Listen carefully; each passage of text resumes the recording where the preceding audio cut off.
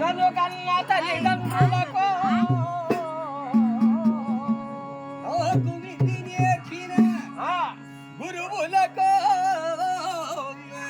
గురువులకు ఈ గ్రామ పెద్దలకు చిన్నలకు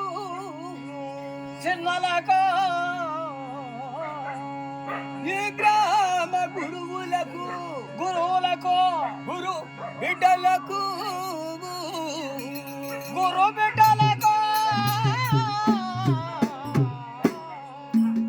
నాలో నా తప్పులు ఉప్పులు ఎన్నుండినా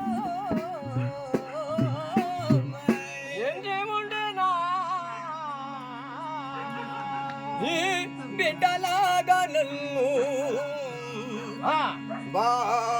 భావించుకోండి.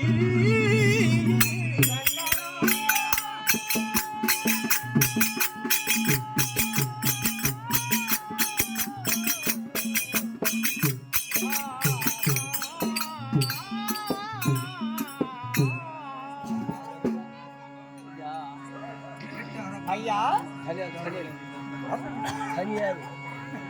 కనియాలి గ్రామములో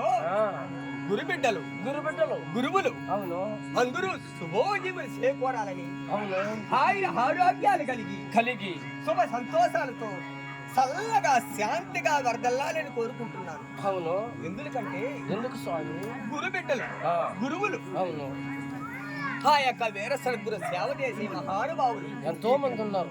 ఈ గ్రామ గురుబిడ్డలు చాలా పవిత్రముగా ఈ నాటకం వరకు ఇచ్చిన పెద్దలు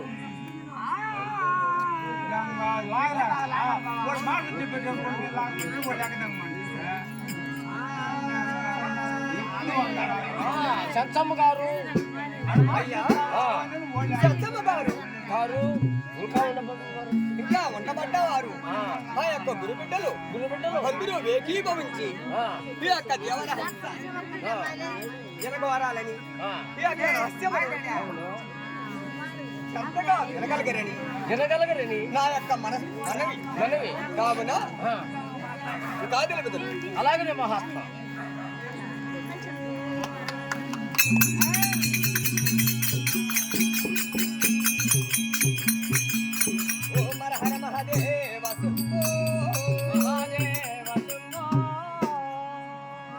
మానవ జన్మం అనేది మళ్ళీ మళ్ళీ రాదు. ఎందుకు రాదు స్వామి? ఎందుకు రాదంటే లాస్ట్ కి కడ జన్మం ఇది. అంటే లాస్ట్ కి ఇది కడ జన్మం అంటాం. 84 లక్షల జీవరాశులలో శ్రేష్టమైనదే ఈ మానవ జన్మం. బాగా తెలిసింది కూడా. అవును. ఇటువంటి ఈ మానవ జన్మానికి మరొకటి ఉన్నది. ఏమున్నది స్వామి?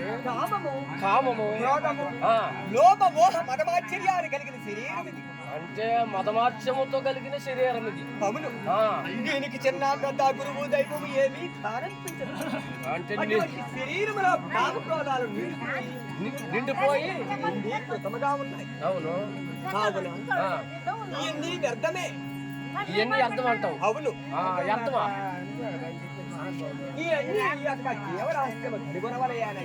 అంటే నువ్వు ఇంత గద్దు లేవు, వరత లేవు, బీడి మొక్కంత లేవు, నువ్వు చెప్తే వినాలంటారా మేమా? నాది పూర్వజ్ఞాన సుకృతం నాయన. అంటే పూర్వజ్ఞానం సుకృతము నీది. సుకృతంతో కలిగి ఉంటున్నాను ఈ యొక్క పరమాత్మ జీవుడు నువ్వు. అవును. మరి వీడికి ఏం తెలుసు? వయసుకి సంబంధం లేదు. అవునా? ఇప్పుడు అందులోకి ఏం చేయమంటావు మమ్మల్ని? అందులోకి ఏమీ లేదు నాయన. సద్గురు అనగా తల్లి, తండ్రి, గురువు, దైవం అంతా గురువే దైవం అంటావు. తదుపరి ఈ మానవ జన్మానికి ఏరే మార్గం లేదు. ఏరే మార్గం లేదు. ఒక పెద్ద సద్గురువే కారణం ఈ యొక్క జన్మానికి శరీరం. నాకు కూడా ఒక మార్గం ఉన్నది. నా భార్య డబ్బులు దాచిపెట్టుకుంటే ఎత్తుకుపోయి తాగే మార్గం ఉన్నది నాకు. ఎవరు? డబ్బులు ఎత్తుకుపోయాడు అమాయకుడు. నువ్వు రేపు కూడా గమ్మునుండ్రా నువ్వా? చాలు కదా. కావున ఈ మానవ రహస్యము కనుగొనవలే అనంటే గురువు కావాలనయ్యా. గురువు కావాలంటే క్వార్టర్ దాకద్దా నేను?